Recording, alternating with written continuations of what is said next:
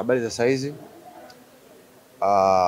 Sisi kama wachezaji tuko tayari kwa mchezo wetu wa kesho, japo tunatambua mchezo hauwezi kuwa rahisi kutokana na mpinzani wetu, hasa kwenye mechi yetu tunakuwa tunapata upinzani kweli, lakini sisi kama wachezaji tupo tayari kupata mechi kesho nzuri, na tunatarajia kuwa mechi itakuwa ngumu, lakini sisi kama Simba tutajitahidi kuweza kupata pointi 3.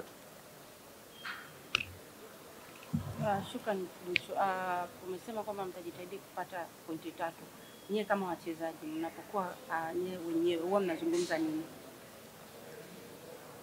Sisi wachezaji, cha kwanza ni kuhamasishana, kwa sababu tunajua tumebakiza mechi chache kuweza kumalizia, na tunataka tumalizie vizuri kwa kila mchezo kuweza kupata pointi 3. Kwa hiyo hilo ndio kubwa kwetu.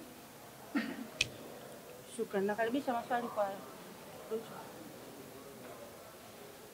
Jina na chombo sasa.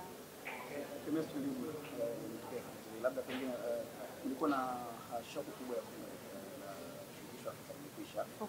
Sasa focus hii ya sasa kwenye mechi nyingine kubwa ambayo ni ya ligi ya ndani ya Ordinary sasa. Wachezaji shauku yenu ipoje kwa ujumla wake? Hamu yenu ya kutaka kuwa wachezaji wa kwanza kurejesha kwa baada ya kwamba mechi msimu mitatu bila kombe ya ndani. Okay. Nadhani sitokuwa mbali sana na mwalimu kama alivyozungumza hapa. Unaona, kombe hilo ambalo tumecheza finali lishaisha, kwa saizi focus yetu yote ni kombe la ligi pamoja na FA. Kwa hiyo ile focus ambayo umetuona nayo kwenye klabu bingwa ndio hiyo ambayo utatuona nayo kwenye kombe la ligi au zaidi pia. Kwa hiyo sio kashangaa ukiona kwamba tumeongeza chachu zaidi, ila haiwezi kupungua zaidi, tutaongeza zaidi ya hiyo.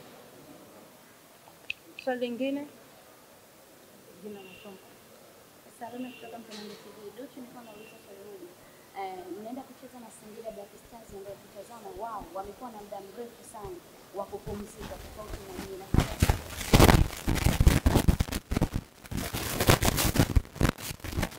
Kama ni